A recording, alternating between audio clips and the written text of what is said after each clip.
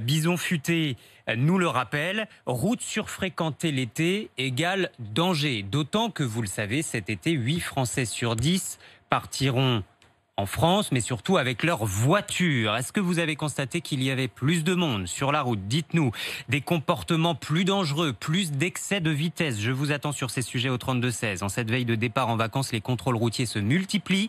Nous en reparlerons aussi à 7h10. Les forces de l'ordre sont notamment vigilantes au respect des vitesses maximales autorisées. Depuis le confinement, les gendarmes des Bouches-du-Rhône ont observé un relâchement dans ce département. Reportage de Margaïd Kioc lors d'un contrôle organisé hier sur l'autoroute A52 près d'Aubagne.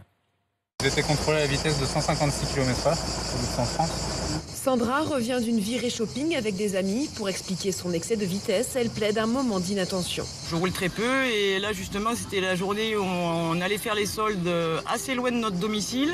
Donc perdu l'habitude de prendre la route sur une aussi longue distance. C'est une amende à 45 €, un point de retrait sur votre permis. C'est au tour de Bernard d'être intercepté par les gendarmes. Au volant de sa Porsche, il roulait à 157 km/h.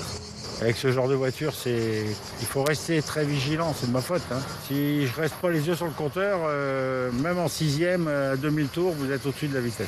Voilà. Fait inquiétant, le commandant Benjamin Dupin note une augmentation des grands excès de vitesse. Ces 2 dernières semaines, 2 conducteurs ont été arrêtés à plus de 240 km/h dans les Bouches-du-Rhône.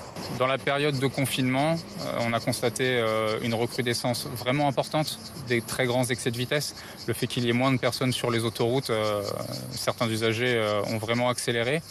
Et ce type de comportement a pu se prolonger dans la durée. Contrôler sa vitesse est d'autant plus important en cette période de départ en vacances. Le trafic est plus dense et les risques de carambolage plus nombreux, rappelle l'adjudant Géraldine Kutcha. À 157 avec une Porsche ou à 157 avec un Twingo, on est quand même à 157 km/h. Donc le choc est violent. C'est pas parce que le véhicule est équipé de nombreux organes de sécurité que le conducteur, lui, maîtrise bien son véhicule.